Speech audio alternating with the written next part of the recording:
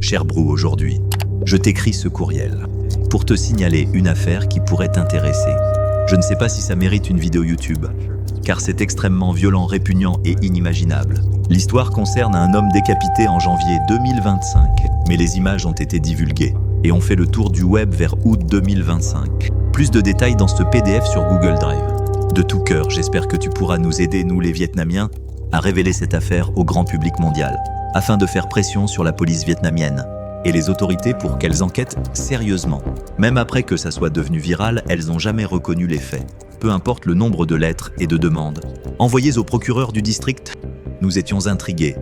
Et donc avec hésitation, nous avons cliqué sur le lien, comme on pouvait s'y attendre. Le contenu du document était terrifiant, mais nous savions qu'il fallait en faire une vidéo. Non seulement c'est l'exemple le plus frappant de l'Internet uni pour attraper un tueur, mais c'est aussi l'une des tentatives de dissimulation gouvernementale les plus flagrantes que nous ayons vues, même si le crime en lui-même est dur à supporter. Nous avons estimé que l'histoire de cette lutte en ligne pour la justice devait être racontée. Nous avons lancé ce projet en urgence. Mais l'une de nos scénaristes extrêmement talentueuses, Maria, a contacté l'équipe avec une mauvaise nouvelle. « Salut, j'ai un souci. Je n'arrive plus à accéder au fichier Google Drive. Ce message apparaît, c'est ma faute. Je ne l'avais pas téléchargé. Je ne pensais pas qu'il serait supprimé. Il semble que le gouvernement ait réussi à effacer le travail acharné des détectives en ligne, mais l'un de nos producteurs, Carter, avait craint que ça arrive la veille au soir. Il s'apprêtait à quitter pour la journée, quand une idée lui a traversé l'esprit. Attends, ce Google Doc de 106 pages. La seule source d'infos sur cette affaire. Et si le gouvernement vietnamien le fait retirer? Du coup, Carter s'est précipité pour le télécharger. Erreur. C'est embêtant, il a réessayé. Mais Google refusait le téléchargement. Il a cherché une solution en vain. Jonathan, un autre producteur. Une as en matière de recherche et de navigation sur le net. Bon, on a une grosse histoire là. Tu connais un moyen de préserver un Google Doc, autre que le télécharger au cas où il serait supprimé. Faites défiler avec prudence, il y a des images troublantes. Putain, rien que le résumé est dur. Je sais, moi non plus, je n'ai pas pu le télécharger. Voyons si Internet Archive le conserve. J'en doute. Ok. Internet Archive n'a capturé que la première page. J'essaie d'autres méthodes, mais rien pour l'instant. Je vais regarder d'autres options.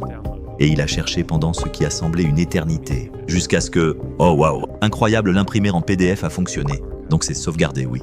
Je l'ai, je vais le mettre sur notre serveur génial. Merci beaucoup. Ainsi, quand Maria a prévenu après que le gouvernement ait enterré l'histoire, heureusement, Carter a pu répondre « Oui, on a pris soin de faire une copie de sauvegarde. » Maintenant équipé de ce document, que nous n'étions pas censés posséder, nous allons révéler la vérité. Nous vous montrerons comment ces brillants enquêteurs du net ont résolu une affaire de meurtre hors du commun et pourquoi le gouvernement vietnamien s'efforce autant de l'étouffer.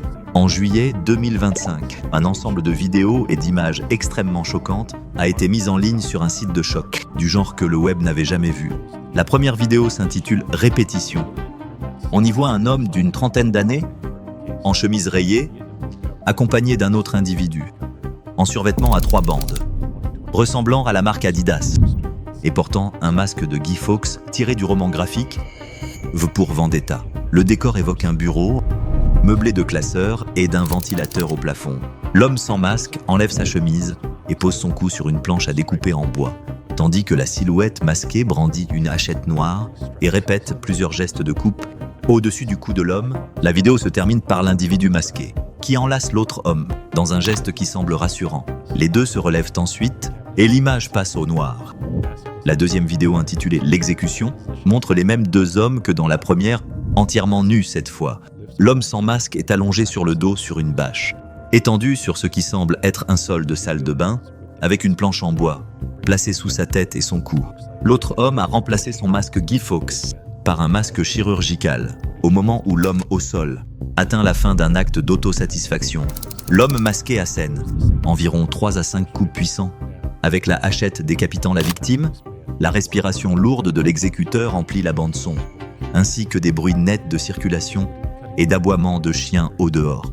Suite le démembrement du corps. L'exécuteur opère avec une aisance qui laisse penser que ce n'est pas sa première fois.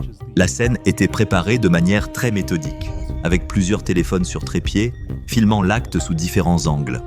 La troisième vidéo Boucherie enregistre la dissection complète des restes de la victime.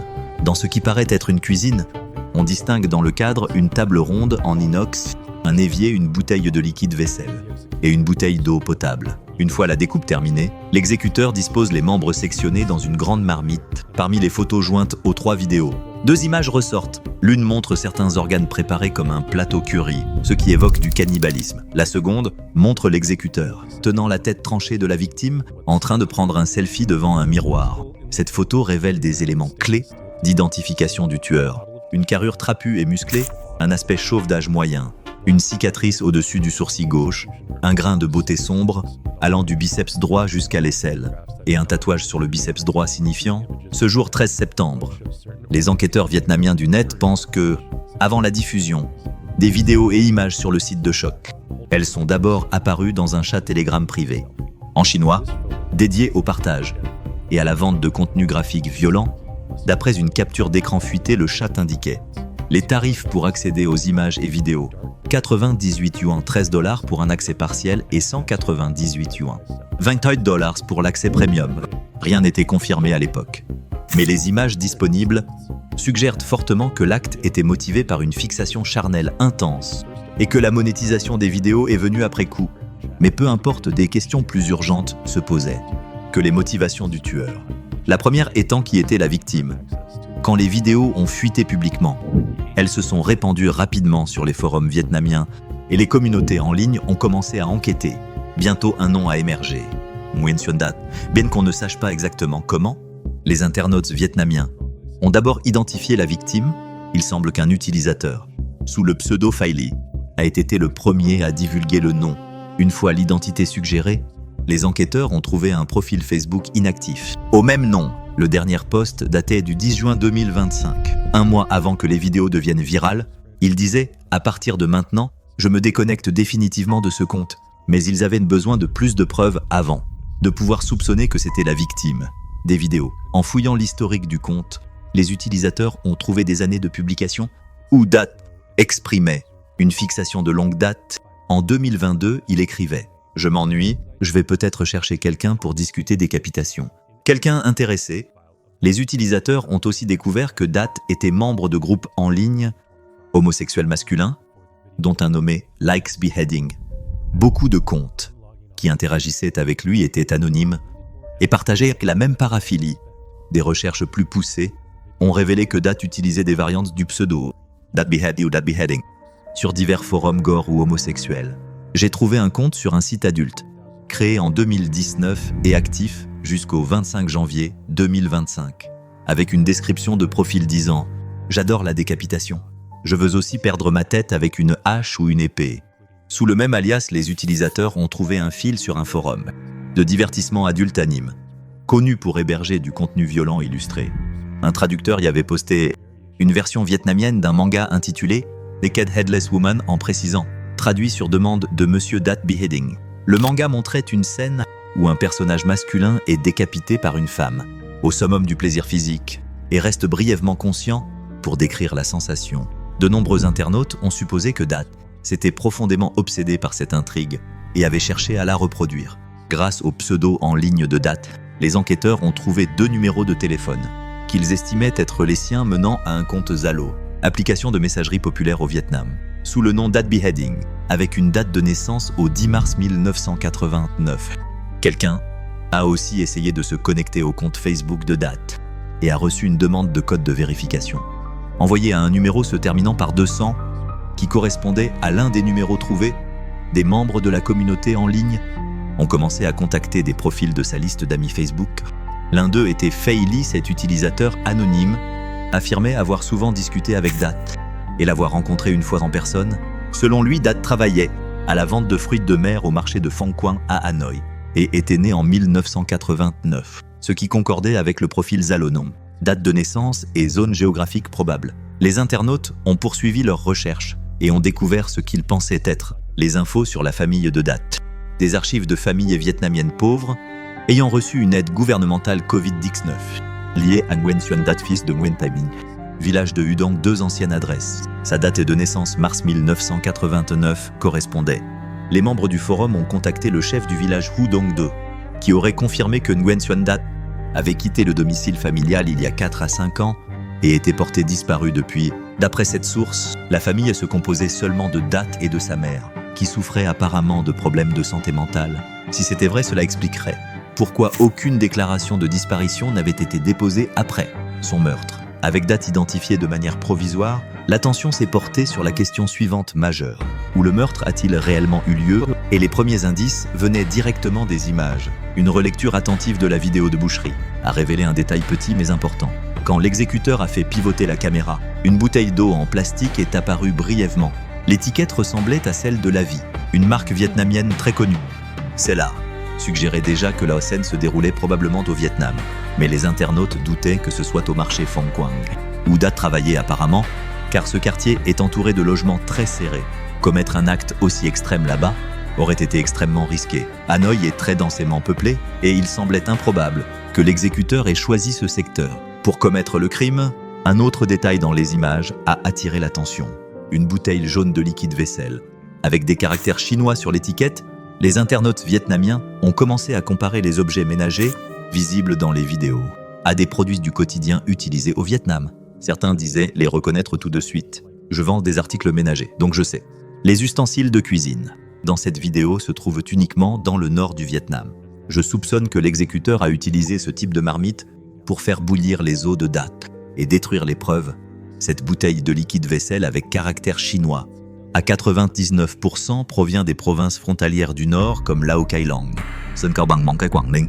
En combinant la bouteille et la vie, le savon vaisselle et les ustensiles de cuisine, la théorie qui émergeait était que le meurtre avait eu lieu dans une province vietnamienne, près de la frontière nord. Et si c'était le cas, l'exécuteur était-il un Vietnamien résidant dans cette région?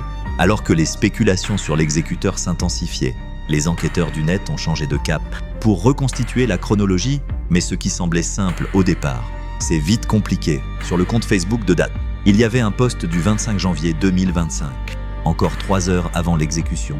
Cette date correspondait à la dernière activité, enregistrée sur le compte forum Dat Beheading, également le 25 janvier 2025. L'implication semblait évidente, c'était le jour du meurtre, mais il y avait un problème avec cette théorie. Comme nous le savons, ce post du 25 janvier n'était pas le dernier sur le compte Facebook de Dat. Celui-ci date de plusieurs mois plus tard, le 10 juin 2025. À partir de maintenant, je me déconnecte définitivement de ce compte. S'il est vraiment mort en janvier, comment a-t-il posté en juin? Cette incohérence a mené à une théorie proposée par la communauté en ligne. L'exécution de Dat a eu lieu le 25 janvier 2025. Mais le tueur a gardé son téléphone et a continué à l'utiliser ensuite, gérant ses comptes, lisant ses messages et postant finalement le statut final le 10 juin. Cette théorie a gagné du terrain. Quand le compte anonyme Faily, l'ami supposé de Dat, a publié une capture d'un chat avec Dat, le message daté du 25 février 2025 disait simplement que Dat avait été décapité. Si c'est authentique, la capture suggère que leur théorie était juste, que le meurtre s'est produit bien avant la diffusion publique des vidéos et que le tueur avait accès au compte de Dat après le crime, mais c'est ce que Faily a dit ensuite qui a fait basculer l'enquête dans un tout autre domaine. Quand on l'a pressé sur ce qu'il savait, il a affirmé connaître l'exécuteur et a même donné un nom Chung. Un autre ami de Dat a partagé plus tard sa propre capture d'une conversation avec lui. L'horodatage indiquait 13h18 un lundi, bien que la date exacte ne soit pas visible. Les premiers échanges parlaient des plans pour la décapitation. Et tout au long des messages, le même nom revenait sans cesse, Chung. Et il semblait que c'était quelqu'un qui avait accepté de réaliser l'acte, mais le repoussait constamment. De plus, la façon dont l'ami mentionnait Chung suggérait que celui-ci était connu dans le cercle social de Dat.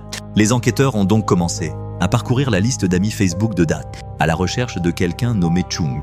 Plusieurs profils correspondaient et les accusations ont fusé rapidement. Un homme en particulier a attiré l'attention, surtout parce que son profil était public et facile à examiner même s'il n'y avait aucune preuve le reliant au meurtre. Malgré tout, son comportement en ligne a suscité l'intérêt. En 2022, il avait liké un post de Dat sur la décapitation quand l'affaire est devenue virale et que les utilisateurs ont commencé à associer son nom à l'incident. Il a discrètement retiré le like, mais des captures circulaient déjà. Il a ensuite posté un statut niant toute connaissance de l'affaire. Pourtant, ses réponses aux inconnus avant ce statut étaient étrangement directes. Quand quelqu'un lui a écrit « Décapite-moi, monsieur », il a répondu immédiatement « Où es-tu ? Dans quel quartier de Hanoï ?» Ses réactions étaient suspectes, mais pas des preuves. Un autre compte de la liste d'amis de Dat a été contacté. Ensuite, un profil plus ancien nommé Hua Choi pendant des années avant Dat. Ce compte avait posté sur son désir de mourir Dans un bref échange avec les enquêteurs du net, Hwachoi a prétendu être l'exécuteur. Mais les aveux étaient superficiels. Aucun détail, aucun contexte, aucune suite. Cela n'a fait qu'ajouter de nouvelles questions. Hwachoi était-il le Chung mentionné dans les messages de date? Le vrai Hwachoi avait-il aussi été tué? Et l'exécuteur gérait-il maintenant son compte, comme il l'avait fait avec celui de date? Ou était-ce simplement un troll anonyme en quête d'attention? L'incertitude grandissait. Dans les jours suivant la diffusion des vidéos, le Facebook de date a été inondé de commentaires, beaucoup venant d'utilisateurs hors du Vietnam, qui venaient de découvrir l'histoire, puis début août quelque chose d'inattendu s'est produit, tout le compte a été verrouillé et est devenu inaccessible. Cela n'a fait que renforcer une théorie inquiétante, que l'exécuteur lui-même surveillait le compte, lisait chaque commentaire et l'a finalement verrouillé. Quand la pression est devenue trop forte, après cela l'affaire s'est calmée. Les discussions se sont raréfiées et aucun nouvel indice n'est apparu. On aurait dit que toutes les pistes avaient été épuisées et la plupart pensaient que l'enquête avait atteint son terme. Mais 2 mois plus tard, un développement soudain est survenu. Avant d'y venir, prenons un moment pour reconnaître la gravité de cette affaire. Ça a été difficile pour toute l'équipe de produire cette vidéo, mais nous avons jugé important de raconter l'histoire. Cependant, quand on nous a envoyé cet email initial, avec un lien vers un fichier, nous savions qu'il fallait être prudent. N'importe quel fichier peut contenir des virus, des trojans des vers, des keyloggers, voire des malwares qui prennent votre ordinateur en otage contre rançon. Nous avons besoin des bons outils pour rester protégés. Quand on fait ces vidéos, c'est pourquoi nous nous sommes associés à NordVPN, le sponsor de cette vidéo. Leur Threat Protection Pro a scanné le fichier pendant le téléchargement pour s'assurer qu'il n'était pas malveillant. Et ce n'est pas toute notre équipe, ainsi que les enquêteurs en ligne qui ont creusé cette affaire, ont dû visiter des sites potentiellement non sécurisés. C'est pourquoi il est crucial d'avoir un solide réseau privé virtuel comme NordVPN, qui ne piste ni ne partage ce que vous faites en ligne. Sans ça, si vous cliquez sur le mauvais lien, les hackers peuvent obtenir votre adresse IP ou pire. Mais comme vous le savez, vous êtes vulnérable en ligne, même si vous faites juste du shopping ou du gaming. Et NordVPN offre bien plus que ce qu'on a mentionné. Vous pouvez en apprendre davantage sur nordvpn.com/brew. Ce lien vous dirige aussi vers une offre exclusive, où vous obtenez un plan de 2 ans, avec 4 mois gratuits en plus. Ça ne coûte rien d'essayer. C'est sans risque, avec une garantie de remboursement de 30 jours. Ça vaut le coup pour se protéger. Mais revenons aux enquêteurs en ligne. À la recherche du tueur de Dave, de fin août à début novembre 2025, avec le compte Facebook de Dave verrouillé, et la plupart des discussions en ligne qui s'éteignaient, seule une poignée de personnes continuaient à suivre l'affaire. L'une d'elles était une chaîne YouTube vietnamienne appelée Ketomo The Curious One. Le créateur a publié plusieurs vidéos tentant de recréer la scène du crime avec un logiciel de modélisation 3D, mais ça n'a pas relancé l'affaire. Puis à la 3e semaine de novembre, tout a changé. Un compte Facebook anonyme est apparu dans un groupe dédié à l'affaire et a uploadé des captures de chat et des images inédites. Ces captures incluaient des conversations directes avec Date. Le dernier message de Date à cet utilisateur anonyme a été envoyé à 14h40 le 25 janvier 2025. Dans ce message, il disait que l'exécution aurait lieu dans 3 heures. D'après cet horodatage, le meurtre a probablement eu lieu entre 17h30 et 18h le même jour. Plus tôt, des parties de la conversation révélaient autre chose. Date avait fourni à l'exécuteur les infos de cet utilisateur anonyme, aussi suggérant qu'ils envisageaient eux aussi d'être décapités. Mais des mois plus tard, ils semblent avoir changé d'avis et ont décidé de fournir des preuves. Le temps de la conversation suggérait une relation bien plus proche que celle entre Date et le compte connu sous Fei Li. En fait, cela soulevait la possibilité que le message, initialement leaké par Fei Li, celui disant que Date avait été décapité, n'ait pas été envoyé directement depuis le compte de Date à Fei Li. Peut-être qu'il a été envoyé à cet individu anonyme, qu'il a ensuite screenshoté et transmis à Fei Li, qu'il a leaké à son tour. L'individu anonyme a publié une autre série de captures. Cette fois, montrant des échanges avec l'exécuteur lui-même, ces messages étaient liés à un compte Facebook, sous le nom Kam Tang Chung. Ce nom correspond à Ao Chung, mentionné à plusieurs reprises dans les messages antérieurs de Date. Avec Fei Li, l'exécuteur utilisant ce compte a même envoyé à l'utilisateur anonyme une adresse pour une potentielle rencontre. Cependant, au lieu d'aller à cet endroit, l'utilisateur anonyme a proposé de se retrouver dans un café. L'échange indiquait que l'exécuteur était prêt à rencontrer en personne, mais montrait aussi avec quelle désinvolture il organisait une autre possible décapitation. Grâce aux informations publiées par la source anonyme, le youtubeur Ketomo a commencé à reconstituer une nouvelle piste numérique. En partant du nom Kam Dang Chung, il a traqué tous les comptes commentaires et traces numériques associées. Il a ensuite publié une série de mises à jour, affirmant avoir localisé à la fois l'exécuteur et le lieu du crime. Avec ces affirmations, il a diffusé une photo recadrée, montrant la moitié du visage d'un homme, appartenant prétendument au tueur. Cependant, en quelques jours, Ketomo a reposté cette fois pour annoncer qu'il se retirait de l'enquête. Il a expliqué que les personnes liées à l'exécuteur étaient trop puissantes. Il a publiquement averti que s'il lui arrivait quelque chose, toutes les informations de doxing seraient publiées automatiquement. Mais avant de se retirer, il a uploadé une dernière image et un indice, une capture d'écran déformée du nom d'utilisateur que l'exécuteur utilisait apparemment sur des forums anonymes. Et selon lui, c'était le prénom du propre fils de l'exécuteur. Cet indice a suffi le matin du 20 novembre.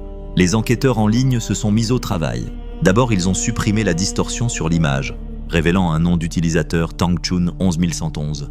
À partir de là, le schéma s'est vite démêlé. Des variantes du même pseudo, Danchun avec 5, avec 4, avec 3.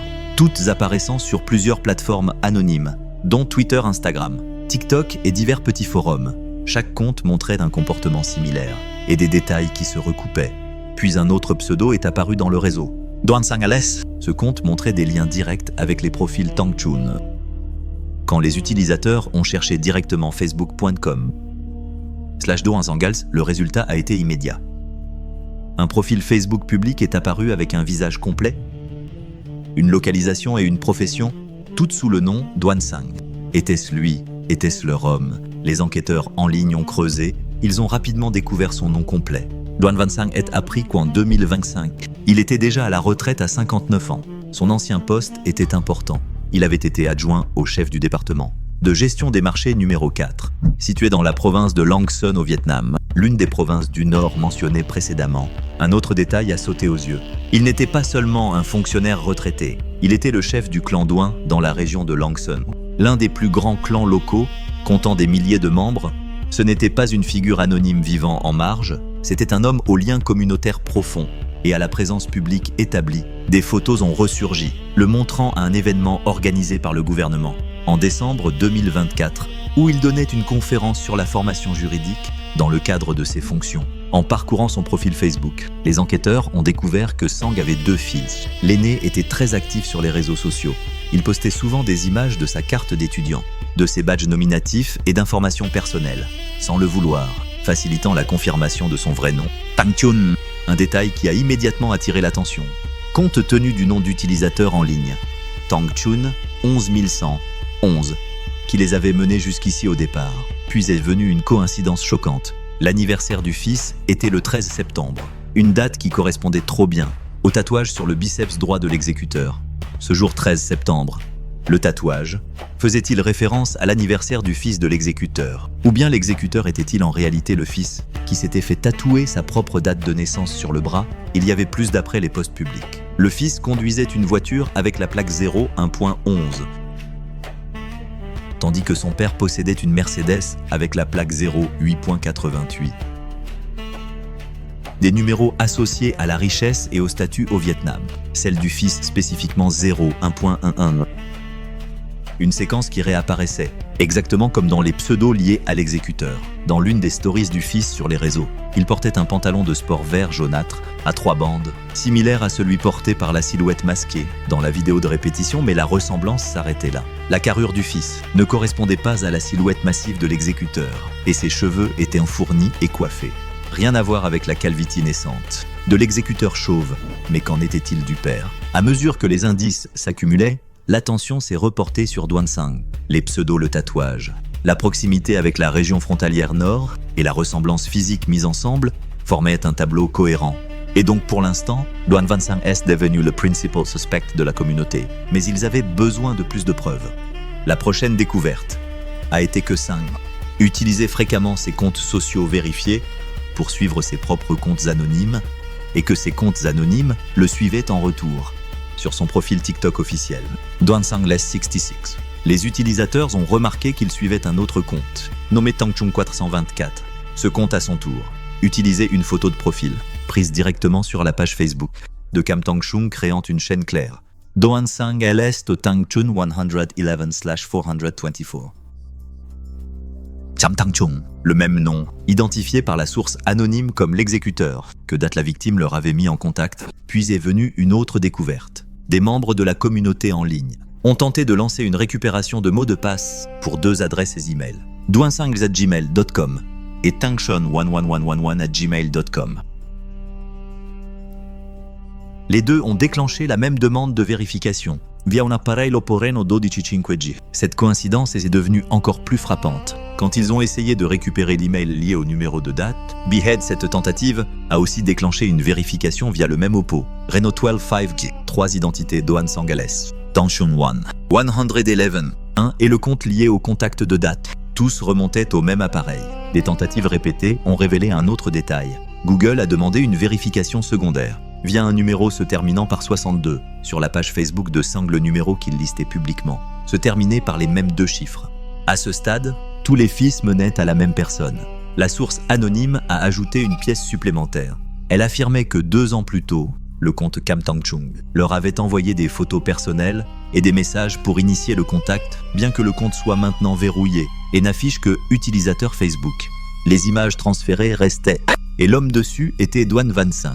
De plus, en fouillant les anciens posts de Sang, les utilisateurs ont même superposé un masque médical, similaire à celui de la vidéo d'exécution, sur des photos de Sang une fois le masque posé. La ligne des cheveux et la forme des yeux semblaient correspondre étroitement à l'exécuteur, vu dans les vidéos. Il y avait d'autres comparaisons. Un second compte Facebook appartenant à Doan Van Sang avait déjà été verrouillé fin novembre, mais pas avant qu'une photo de lui, assis à son bureau avec un masque, soit archivée, comparée à l'exécuteur. La forme de la calvitie était remarquablement similaire. Puis était venue une correspondance plus décisive, une image composite a circulé en ligne, montrant 3 photos quotidiennes de Sang, placées à côté d'une capture de l'exécuteur. Les 4 images affichaient le même grain de beauté circulaire sur le tibia gauche extérieur. Une autre composite montrait une seconde correspondance, un grain de beauté sur le devant du tibia droit, apparaissant à la fois sur l'image de l'exécuteur et sur une photo décontractée postée par Sang. La comparaison la plus significative portait sur le biceps droit. Dans la vidéo de l'exécuteur, un grain de beauté sombre s'étendait vers l'aisselle. Sur Facebook, de Sang, les utilisateurs ont trouvé 2 photos où sa manche avait glissé juste assez pour révéler la même marque distinctive au même endroit. Et enfin, le tatouage sur le bras de l'exécuteur. Ce jour, 13 à 9 était clairement visible. Une photo sur la page de Sang le montrait avec un tatouage au même endroit. Les détails du tatouage étaient flous et on n'était pas sûr si la caméra avait inversé l'orientation, mais la position suffisait à éveiller les soupçons. À ce stade, les marqueurs physiques s'accumulaient. Pas seulement des traits faciaux ou vêtements similaires, mais des grains de beauté et tatouages aux emplacements identiques. Et des comptes numériques, tous reliés et menant au même téléphone. Chaque élément seul ne prouvait rien. Ensemble, ils formaient un profil devenant impossible à ignorer. Surtout une fois que les enquêteurs en ligne ont commencé à comparer l'environnement de l'exécuteur au lieu lié à Doan Van Sang. Dans l'une de ses vidéos TikTok, une porte en bois verte apparaissait derrière lui, presque identique à celle visible dans la vidéo de boucherie. Puis une autre correspondance a émergé sur le site officiel de l'Agence de surveillance et développement du marché intérieur. Les utilisateurs ont trouvé un article avec une photo de Sang au travail. Quand l'image a été agrandie, l'arrière-plan révélait des carreaux muraux rouges à motifs et des carreaux de comptoir blanc.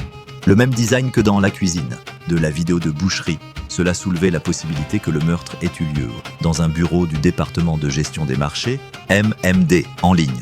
Les enquêteurs ont continué à fouiller les rapports et images publiques du MMD. Présentaient souvent des portes vertes et des intérieurs similaires. Les archives montrent que Sang avait auparavant travaillé dans l'équipe numéro 5 et avant sa retraite en 2025. Il occupait le poste d'adjoint au chef de l'équipe numéro 4. Comme les équipes du MMD tournent les responsabilités, il avait un accès facile à plusieurs locaux, à Langson y compris celui de son ancienne équipe. Enfin, un habitant local s'est manifesté avec une information cruciale.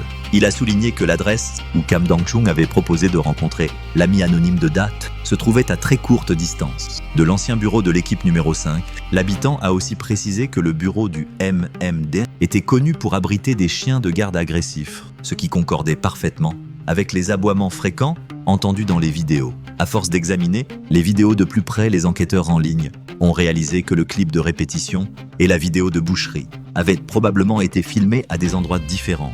La première avancée réelle est survenue quand les utilisateurs ont comparé la vidéo de répétition avec des images postées par Sang sur son compte TikTok vérifié. Plusieurs détails en arrière-plan correspondaient avec une précision presque parfaite. La même plante artificielle, les mêmes boutons de placard, le même espace inégal entre deux armoires et même un ventilateur aux pales bleues distinctives. Si TikTok et la vidéo de répétition partageaient le même lieu, la question suivante devenait évidente. Où se tenait Sang quand il a filmé son TikTok? En comparant image par image le TikTok de Sang au vu, Google Street View du bureau de l'équipe numéro 3, les similitudes étaient accablantes. La même porte blanche, les mêmes piliers en briques rouges, le même encadrement décoratif sous la ligne de toit, et même les mêmes plantes grimpantes, ainsi que le toit en tuiles rouges au loin visible dans les deux clips. Cela suggérait une chronologie plus claire. Date a rencontré le suspect au bureau de l'équipe numéro 3 pour la répétition, puis a été emmené ailleurs pour la vidéo de boucherie. La question finale portait sur l'emplacement de la vidéo d'exécution. Elle ne montrait presque rien, au-delà de l'intérieur d'une petite salle de bain, mais les enquêteurs ont raisonné que le tueur n'aurait pas transporté un corps décapité vers un second lieu juste pour traiter les restes si la boucherie a eu lieu à l'équipe numéro 5. Alors la décapitation s'est presque certainement déroulée là aussi.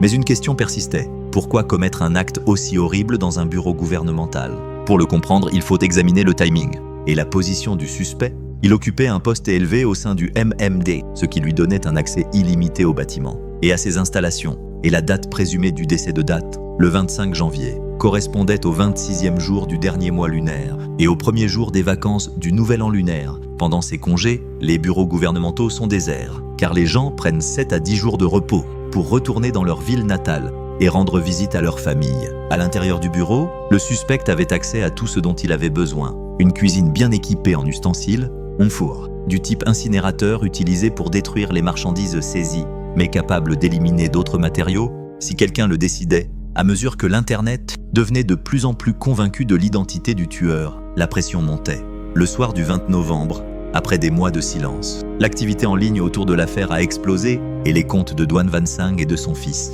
Tang Tunong commençaient à se comporter de façon erratique. Les deux comptes sont soudain entrés dans un groupe Facebook dédié au suivi de l'affaire et ont commencé à poster directement dans la discussion. Depuis le compte de Sang, un message troublant est apparu. « Je suis l'exécuteur qui peut m'attraper. Laissez-moi vous le dire franchement, c'est vous les vrais exécuteurs. Parce que vous voulez que plus de gens meurent. Pour pouvoir vous réjouir, n'est-ce pas? J'ai vécu 60 ans dans ce monde. Je n'ai plus peur de la mort. » Il a continué en escaladant. « Qui m'a exposé montrez-vous.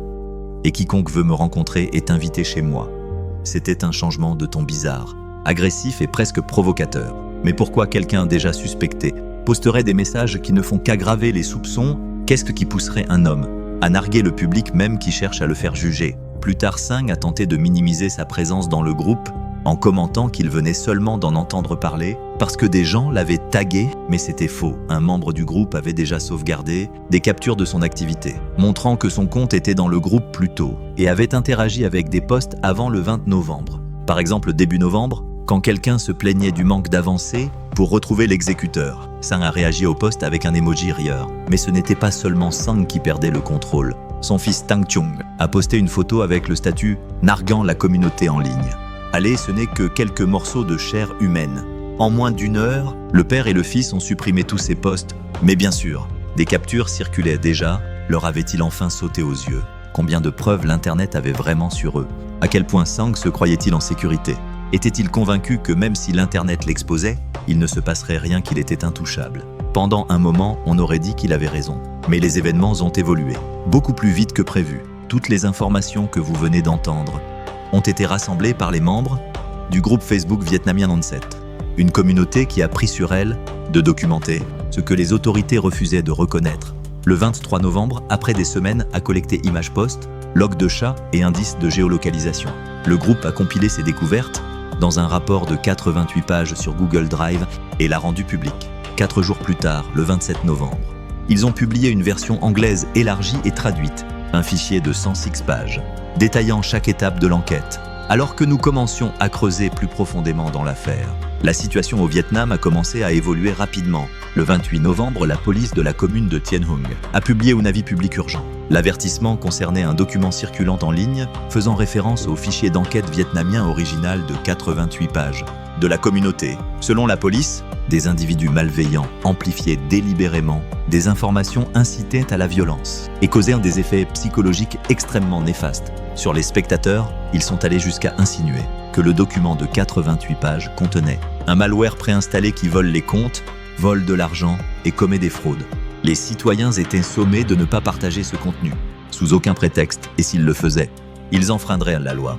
Quiconque recevait le fichier devait le supprimer immédiatement et signaler discrètement l'expéditeur. Le public était aussi invité à ne recevoir des informations que de sources officielles et à signaler les comptes ou pages diffusant de fausses nouvelles afin de préserver un environnement en ligne sain et d'aider la police à détecter et empêcher la propagation de la désinformation. En quelques heures, les journaux d'État ont repris le même avertissement.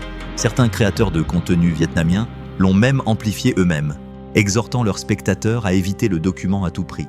Une affiche graphique s'est répandue en ligne, prétendant que cliquer sur le fichier risquait de perdre le contrôle de ses comptes sociaux, de voir ses données volées, ses appareils chiffrés pour rançon, ou d'être utilisés pour escroquer amis et familles.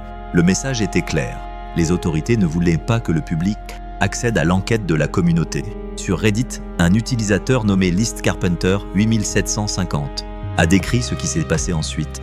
Ancien post disparaissant, compte effacé sans explication, et journaux d'État, menaçant que quiconque partageait le lien du document pouvait encourir des amendes jusqu'à 5 millions de dons. À l'intérieur du groupe Onset, le même message circulait.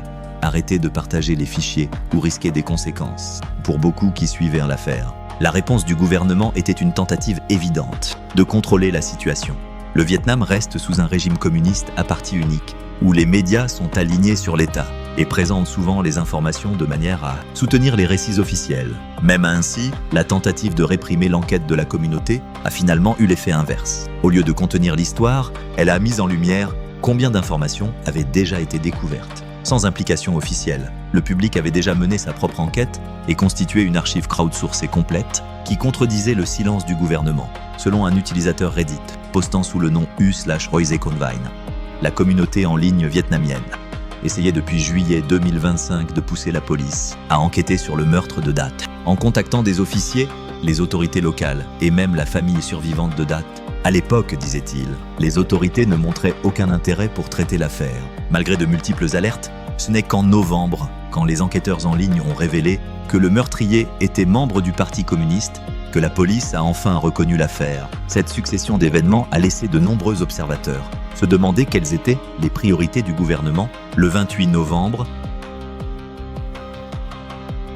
fin du script fourni,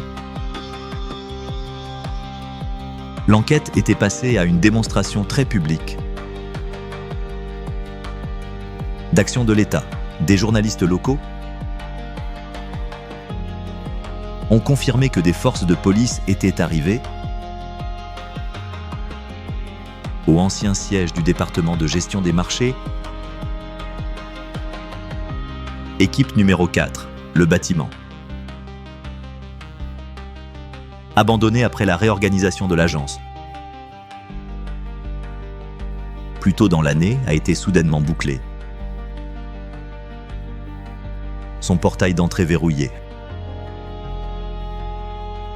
Le périmètre renforcé avec des barbelés. Et au moins une structure à l'intérieur du complexe, soupçonnée d'être la cantine, avec sa porte verte distinctive, avait été scellée par des bandes de papier. Pendant ce temps,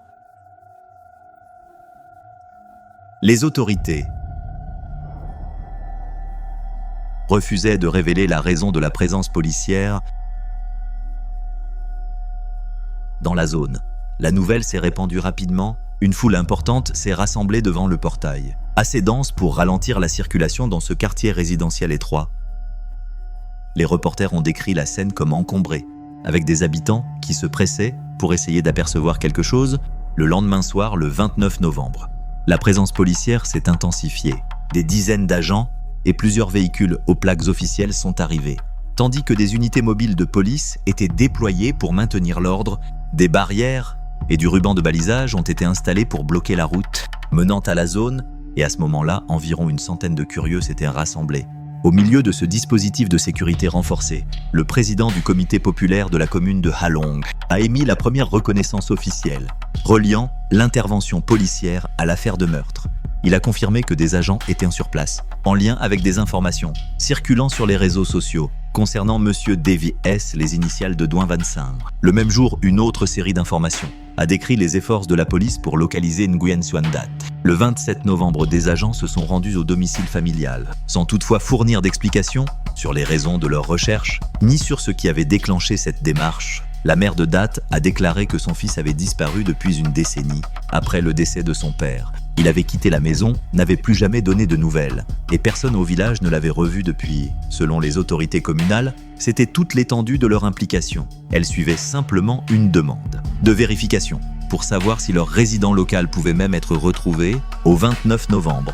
Elles ont insisté sur le fait que Dat était absent depuis de nombreuses années et qu'elle n'avait aucune information sur son éventuelle localisation actuelle. Mais tandis que la police maintenait ce cadre bureaucratique étroit, elle continuait simultanément à mettre en garde le public contre le fichier de 88 pages et à affirmer que le posséder était illégal. Alors que la police tentait de diriger le récit, les limites de cette approche sont devenues visibles. Ils ont donc diffusé juste assez d'informations pour apaiser la pression croissante. Le 30 novembre, une capture d'écran a commencé à circuler en ligne d'un rapport présumé interne de la police, résumant leur implication dans l'affaire. Selon ce rapport, les autorités ont détecté les vidéos et photos le 25 novembre, soit 2 jours après la publication, du document de 88 pages par les enquêteurs du net. Outre les vidéos et images, la police aurait découvert des groupes en ligne qui avaient identifié la victime comme Nguyen Xuan Dat et l'auteur comme Duan Van Sang. Le 27 novembre, des experts médico-légaux ont examiné les images et n'ont trouvé aucune trace de génération par IA. Puis le 28 novembre, la police a reçu une déclaration du chef du village de Dat et prélevé un échantillon de cheveux chez la mère de Dat pour comparaison ADN. Le même jour, les enquêteurs ont procédé à une inspection sur site, au lieu de travail du département de gestion des marchés, équipe numéro 4, un endroit différent de ceux que la communauté en ligne pensait être la scène de crime. Dans les bureaux de l'équipe numéro 4, la police aurait trouvé une cuisine et des toilettes, correspondant à la disposition vue dans la vidéo de décapitation, sous les éviers et dans les canalisations. Ils ont récupéré 3 dents humaines suspectes et plusieurs fragments d'os. Tout a été envoyé pour analyse médico-légale.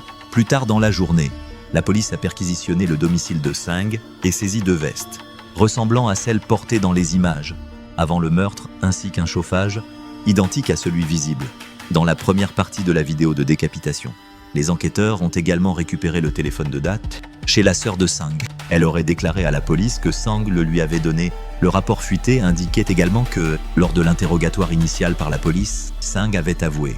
Il aurait déclaré aux enquêteurs qu'il avait rencontré Dat en ligne vers 2020, via un site dédié à des contenus extrêmes où des personnes cherchaient des mises en scène de mort. Dat exprimait sans cesse son désir d'être décapité et proposait même de l'argent pour louer un lieu. Mi-2024, Sang a accepté de réaliser la demande de Dat. Le 25 janvier 2025, il a appelé Dat au bureau de l'équipe numéro 4 du MMD, où Dat est arrivé avec 2 couteaux. Ce soir-là, Sang l'a tué, a démembré le corps, fait bouillir des parties pour ralentir la décomposition, écrasé les os et réparti les restes dans une dizaine de sacs. Certains selon lui donnés à ses chiens, le reste jeté dans des sites temporaires d'ordures. 2 jours plus tard, il prétend avoir jeté les couteaux dans un camion-remorque garé au bord de la route. Un utilisateur Reddit /Oiseconvine affirmait que la fuite du document n'était pas accidentelle, mais orchestrée par les autorités elles-mêmes, non pour informer le public mais pour l'apaiser. Selon lui, la fuite visait à montrer que la police avait agi, tout en supprimant soigneusement tous les autres détails de l'enquête. La police n'a pas confirmé si les captures venaient de l'intérieur du département, mais ne l'a pas non plus démenti.